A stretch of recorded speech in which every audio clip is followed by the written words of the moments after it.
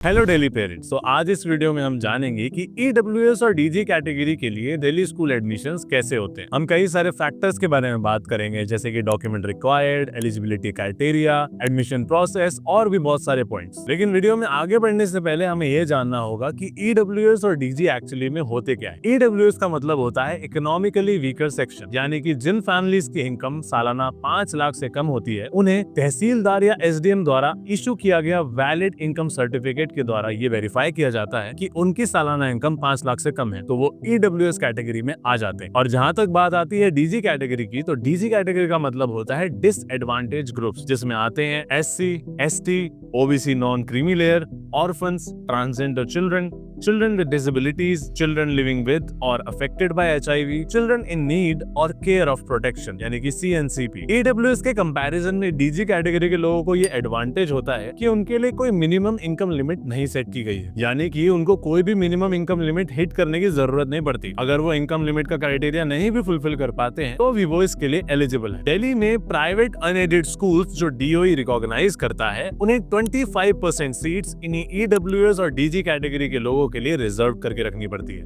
जिसका सारा खर्चा दिल्ली गवर्नमेंट उठाती है और पेरेंट्स को ना तो ट्यूशन फी देनी होती है और ना ही एडमिशन चार्जेस देने होते हैं। बस यहाँ पे कैच ये है कि पेरेंट दिल्ली के रेजिडेंट होने चाहिए। अब यहाँ पे सवाल ये आता है कि ऐसे कौन से डॉक्यूमेंट्स आप दिखा सकते हैं जिससे ये प्रूव हो सके कि आप EWS और डीजी कैटेगरी से बिलोंग करते हैं। तो EWS एप्लीकेंट्स के लिए इनकम सर्टिफिकेट जो कि 1 साल से पुराना ना हो, ration card, Aadhaar, voter ID, domicile, birth certificate of child, Aadhaar card of child या पेरेंट इंपॉर्टेंट होता है। वहीं डीजी कैटेगरी के एप्लीकेंट्स के लिए caste certificate, SC, ST, OBC और डिसेबिलिटी सर्टिफिकेट, बेंचमार्क डिसेबिलिटी और CNCP सर्टिफिकेट या child welfare certificate, proof of residence, birth certificate या आधार इंपॉर्टेंट होता है। अब EWS और डीजी कैटेगरी के एप्लीकेशन से एडमिशन प्रोसेस तक क्या होता है, आइए जानते हैं। सबसे पहले पेरेंट edudel.nic.in वेबसाइट पर विजिट करते हैं, जिसके बाद DOE उनकी लोकेशन के हिसाब से उनके नियरेस्ट स्कूल की लिस्ट में से उनके लिए स्कूल सेलेक्ट कर लेता है। अब यहाँ ध्यान रखने वाली बात यह है कि पेरेंट खुद से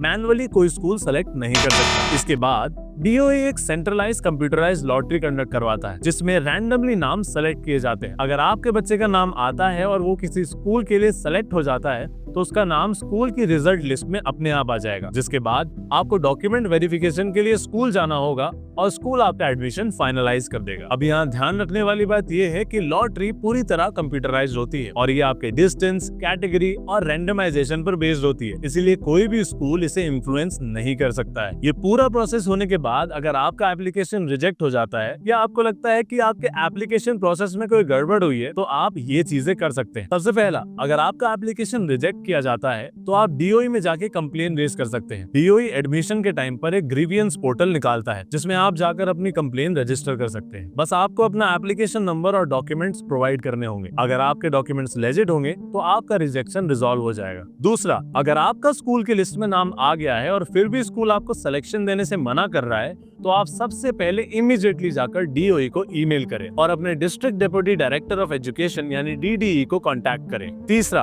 अगर आपका डॉक्यूमेंट एक्सेप्ट नहीं किया जाता है तो आप स्कूल से रिटर्न में उसका रीजन मांगिए और साथ ही साथ DOE पे ये इशू को रेज करके एस्केलेट करिए। अब EWS कैटेगरी के लोगों को ये ध्यान रखने की बहुत जरूरत है कि उनका इनकम सर्टिफिकेट उनका बहुत बड़ा रीजन होता है रिजेक्शन के लिए, इसीलिए अपने इनकम सर्टिफिकेट को SDM के द्वारा ही इशू कराएं। ध्यान रहे कि वो वैलिड हो, उसके साथ कोई टैंपरिंग न की गई हो और उसमें आपके पेरेंट की आधार डिटेल्स मैच होती हो। EWS और DG सीट्स दिल्ली में पेरेंट्स के लिए बहुत बड़ी अपॉर्चुनिटी होती है, जहाँ पर वो अपने बच्चे को क्वालिटी प्राइवेट एजुकेशन दे सकते हैं, वो भी बिना प्राइवेट की हैवी फीस पे किए हुए। लेकिन हर साल कई सारे पेरेंट्स छोटी छोटी गलतियों की वजह से या लैक ऑफ इंफॉर्मेशन की वजह से ये अपॉर्चुनिटी मिस कर देते हैं। तो अगर आपको ये वीडियो इंफॉर्मेटिव लगी हो और लगा हो कि हमने आपकी थोड़ी भी हेल्प करी, तो इस वीडियो को लाइक करें, शेयर करें और हमारे चैनल इजी स्कूलिंग के साथ जुड़ें।